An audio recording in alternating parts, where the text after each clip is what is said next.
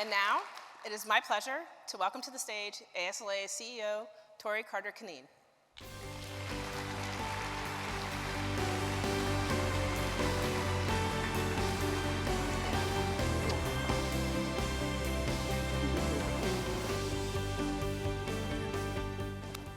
All right, thank you, Jeannie. Good morning. I said good morning. All right, I know it's early, but welcome to the city by the bay. Now, as you've heard today, we are releasing ASLA's Climate Action Plan.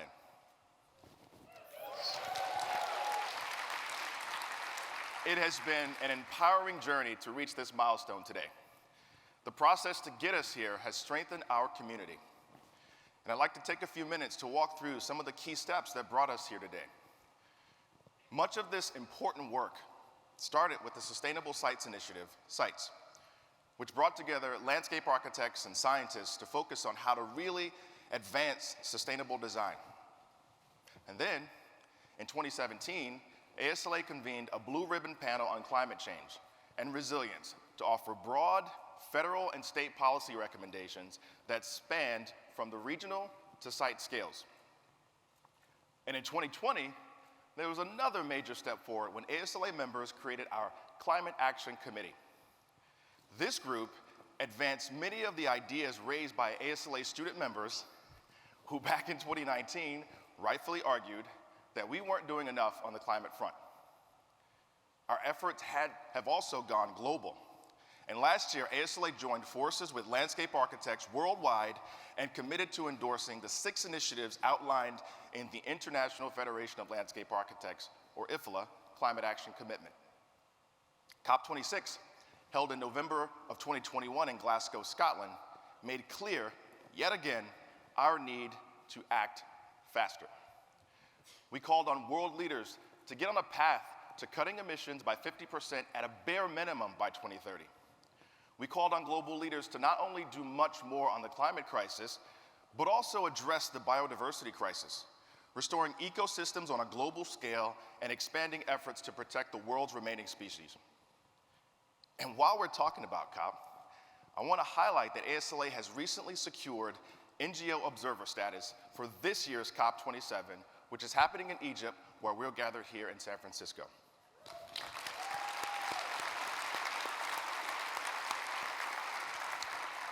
That means that we have a seat at the table with global policymakers, and we can push them directly to increase investment in the effective nature-based solutions that you all design. And our voices, you can clap again for yourselves. And our voices are already being heard, just because at COP just a few days ago, the Biden-Harris administration announced a new nature-based solutions roadmap, which will require US government agencies to make it easier to integrate nature into climate strategies. And that means that $25 billion in funds will go to these solutions.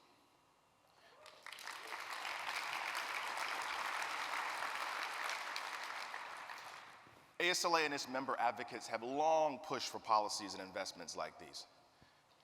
And we are grateful to have Pamela Conrad and Carter-Conneen represent ASLA, IFLA, and the global landscape architecture community there, and continue to make the case for scaling up nature-based solutions much faster.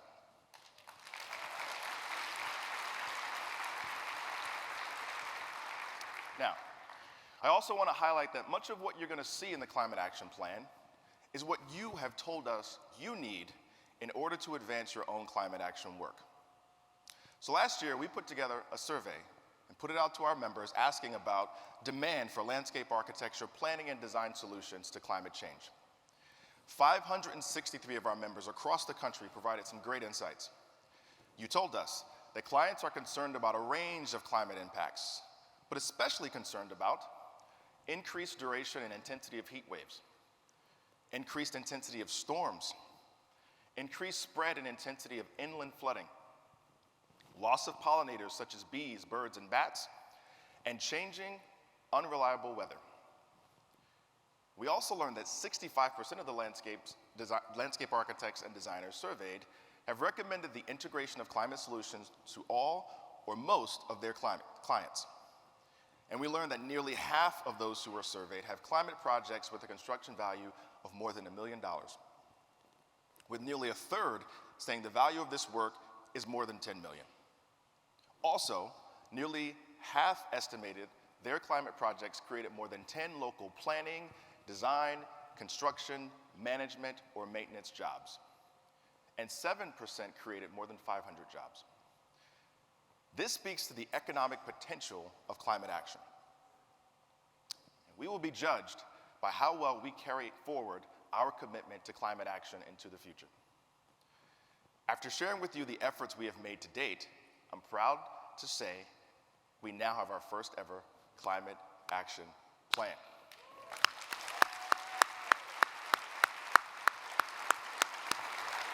Now, many of you were here a year ago when I stood before you and shared ASLA's 2030 vision. A look back from the future of what we will have accomplished over a decade of our collective efforts. I want to share a little story with you. So after that presentation, a member of many years walked up to me with a serious posture, pointed finger, and emphatically said to me, "You set a lot of ambitious goals on that stage in that vision. Are you going to do it?" And the answer was the same then as it is now. Yes, we will.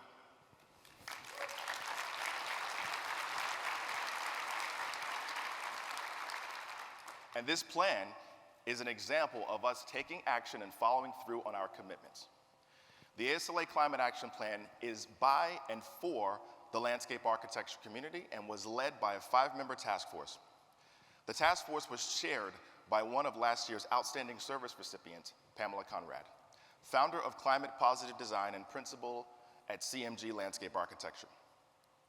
The intergenerational task force includes 4 phenomenal, fantastic, amazing members. Diane Jones-Allen, Jose Almañana, Sarah Fitzgerald,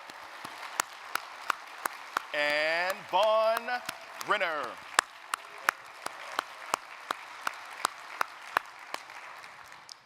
We're also guided by a 17-member advisory group of climate leaders from our profession and the critically important ASLA Climate Action Committee. We are so grateful for their incredible dedication and contributions. Can you please stand for a moment to be acknowledged?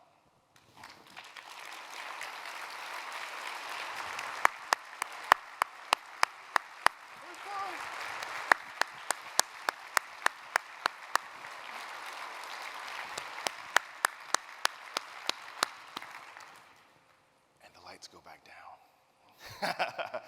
I also want to note that ASLA and its members were committed to putting equity at the center of climate action. Climate action needs to build the resilience of all communities in an equitable way. It's really important to focus on this because we know climate change has and will disproportionately impact underserved and historically marginalized communities. So we envision communities becoming healthier and economically stronger because they have committed to drawing down carbon, restoring ecosystems, and increasing biodiversity, and reducing reliance on vehicles, all while ensuring everyone in their community has equitable access to these benefits. And you may say, well, aren't landscape architects already helping communities achieve this vision? And that is true. But as we increasingly experience the dual impacts of the climate and biodiversity crisis, we know we need to act much faster. So, we have developed a coordinated plan to make this happen collectively. The plan we have outlined will not be easy, but by leading now, we can ensure this transformation is rooted in nature, equity, and zero-emission growth. We believe this plan represents the values of all landscape architects who want to see their communities thrive far into the future.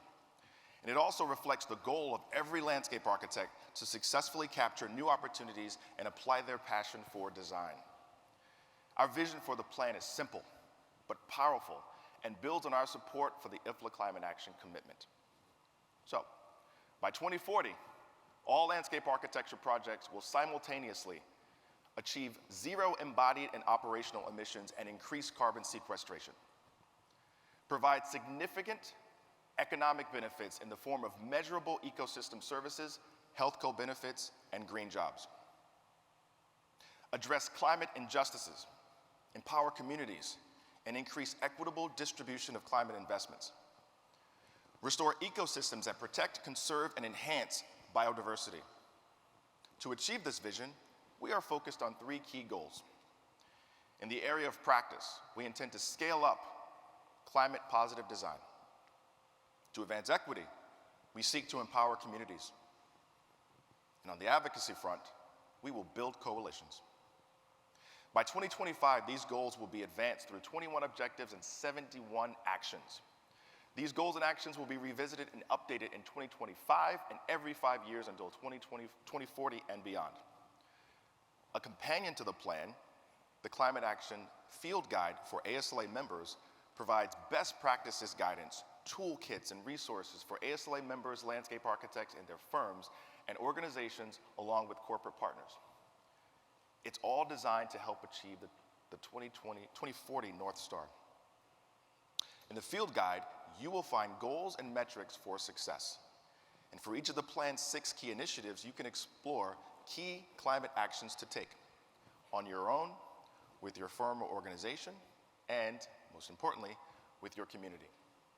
You can also explore 18 strategies which offer more detailed guidance. And to accomplish the plan, we have also committed to achieving 0 emissions for our own operations at ASLA by 2040.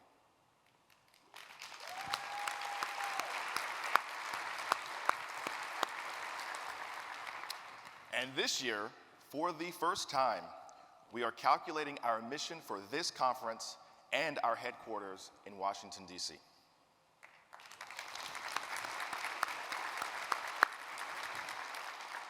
This is going to set a baseline, and we have committed to cut emissions by 20% by 2024, so not long. We're going to share what we learned, too, on this journey to zero with all of you, our members, expo exhibitors, partner organizations, so we can increase our collective knowledge and move faster together. As you will see, the next part of our journey is ambitious and transformative. And you can learn more about the plan firsthand from Pamela and the task force tomorrow and through additional opportunities to come. And in just a few moments, you're going to receive the full plan and field guide in your inboxes. Don't let me stop you. We have so much exciting work planned for the next year. So please stay engaged and keep an eye out for how we will move forward in implementing the ASLA Climate Action Plan.